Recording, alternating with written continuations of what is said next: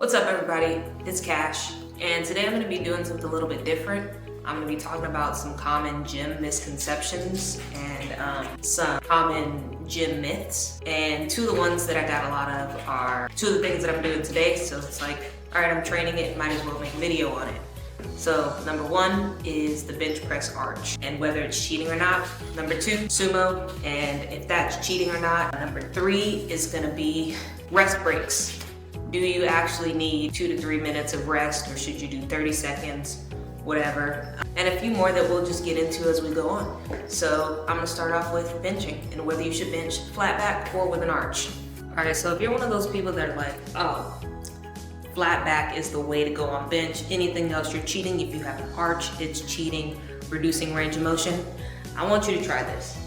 Stand against a wall and tell me, does your entire back, including your lower back, touch the wall? If it does, I'm sorry, you better start working on some glutes, but it shouldn't, right? We have a natural space here. Our backs have a natural arch in them, right? Spines are meant to do bendy things.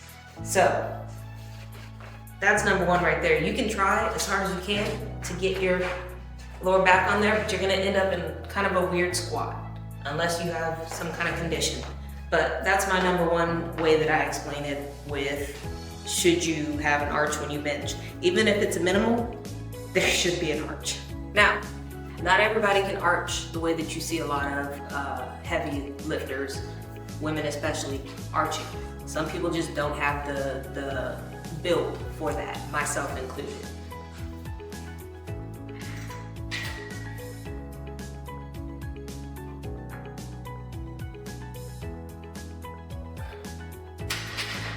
Now, there's two big reasons for the arch. One, protect your shoulders. Straight up, tuck your shoulders, protect it, right? You wanna make sure that the weight is stacked evenly and nicely and that you can protect all of this here. Number two, we're powerlifters. It's a competition. You wanna be able to lift the most weight. Arching reduces range of motion, so in a competitive sport, why not? I was like telling Wendy that he can't go one arm straight up into the basket because it's an unfair advantage. No, dude's gifted, he's built for it. So if you can do it, why not? Now, if I were to, once again, try to leave my back flat, right, on bench, I still have an arch. It's still there, right? I understand the flat back where it's like, oh no, not full flat back, just like comfortably, whatever, right? If I do this, I naturally try to retract my scapula. It's just natural. If you're not doing that, you're probably gonna fuck your shoulders. I'm not stable like this. Versus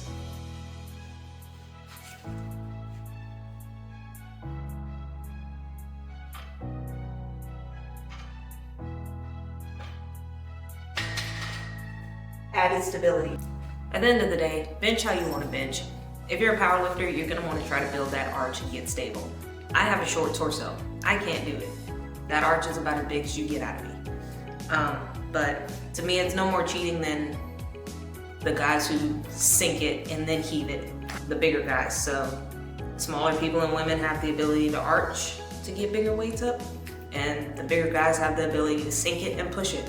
Just watch how Jesus benches, like honestly.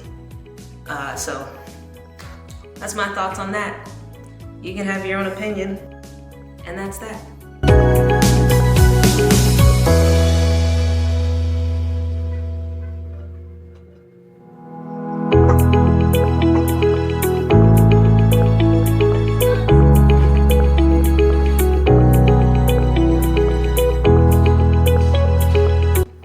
So I would be in the gym doing this right now, talking about sumo, but my wife is in there on the Peloton, so it's a little bit loud. All right, so sumo. We're all on the internet. We see it. Sumo's cheating. Sumo is cheating. They don't have as much ROM. My personal opinion, sumo's harder.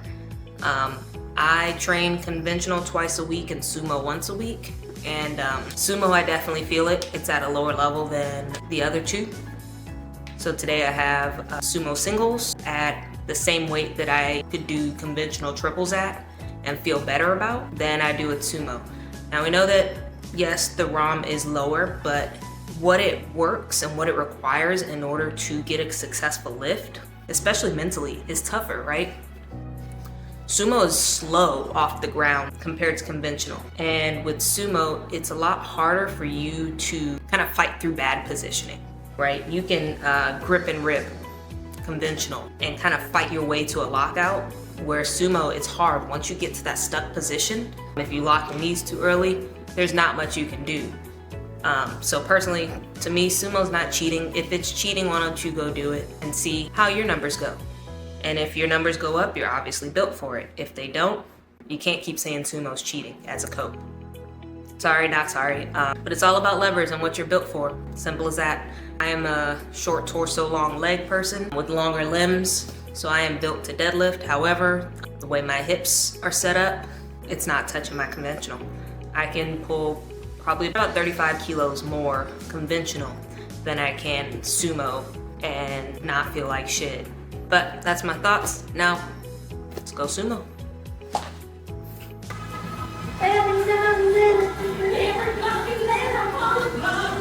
What the fuck did she say?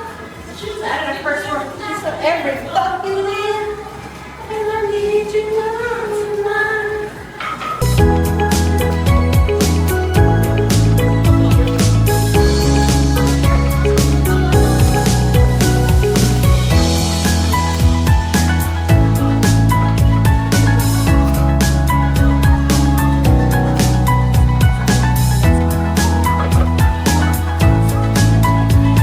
So when I pull sumo, because it's not my primary deadlift, sorry if you hear the background music, but because it's not my primary lift, I'll do one, just, normal, and then after that I put on hooks so that I can save my calluses. I have one right here that's like in the finger nook that keeps on trying to rip.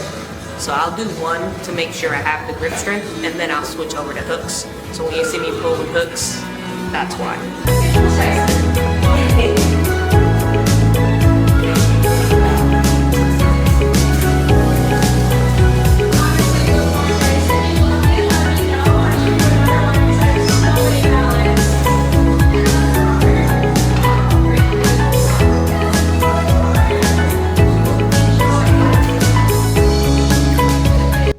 Let's talk about rest breaks. In the fitness world, you might want to take shorter rest breaks if you're doing HIIT workouts, if you do CrossFit stuff. Shorter rest breaks if you're doing EMOMs, cool.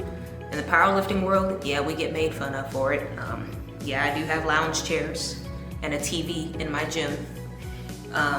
But 3 to 5 minutes in between your working sets really is what you want, just for maximum recovery and the ability to go ahead and complete your next sets, because we do train RPE, 7 to 8 a lot of the time. When I get closer to the meet, I start to push out those rest breaks, not necessarily because I need more rest, but because when you compete, you have flights. The largest flight you'll ever have, should ever have, I've had ones where I had 17 people, but the largest flight you should ever have is 15 people. Factor in that you get a minute to initiate the lift, and then you have to execute it. Some people start faster. That's roughly about a minute per lifter, and that's you do your squat, and then everybody in that flight goes. At a minimum, you'll have about 10 minutes in between.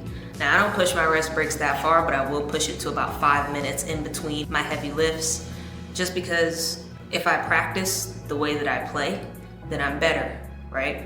If I'm the type of lifter that's gonna get cold after 10 minutes because I'm used to going every 2 minutes and my body is now used to, I need 2 minutes or I'm gonna lose that stimulus, then I'm only hurting myself.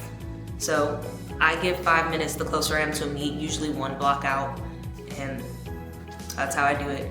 It really just all depends on what you're doing. Don't think that people who take, 3 to 5 minute rest breaks are lazy. A lot of times we train to specificity, and that includes our rests. So now that I'm done with my 2 main lifts, it is time for accessories. Usually rest breaks in between accessories, I'll do about 2 minutes. in between each set. For warm-ups, for my main lifts, I'll do 1 minute up until I get to about maybe 60%, then I'll start pushing it to 2 minutes. And then usually from warm-ups to starting my actual working sets is about 15 to 20 minutes. And then I start getting into the 3 minutes, 4 minutes, 5 minutes. So, practice how you play, and that's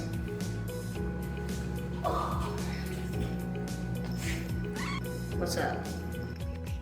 So, I'm gonna take 1 minute because I've spent a few minutes talking and get everything set up, and then get to my accessories.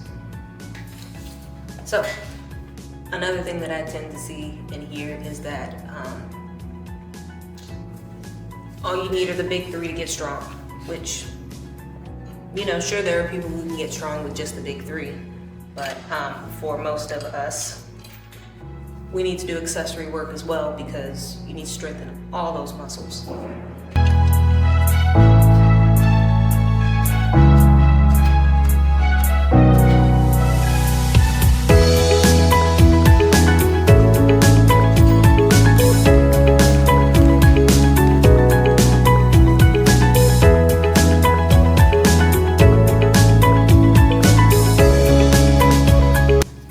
Another common gym misconception that I want to talk about is that good lifters make good coaches, and not necessarily, because there's a whole lot more that goes into coaching, programming, pattern recognition, understanding what someone else is capable of. Just because you as a lifter can understand what you're capable of doesn't mean that it relates directly to somebody else. And also hand in hand with that is that if somebody wasn't an elite level lifter, they're not a good coach.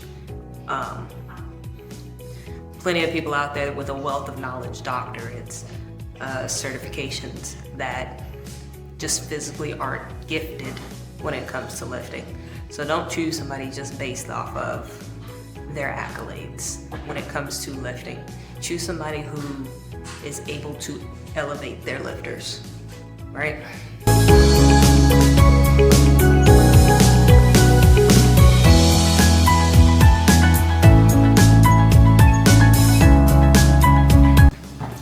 The last thing I'm going to cover is that cardio is king for weight loss.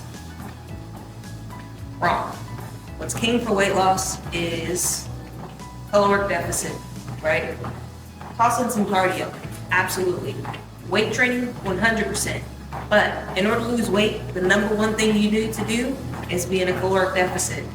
Whether that's by, I wouldn't recommend more than 300 calories or 150. All depends on your goals and what your caloric needs are and your basal metabolic rate. Now, I'm gonna finish this video so that I can continue my little walk because I'm on a cut and I gotta drop pounds. Later.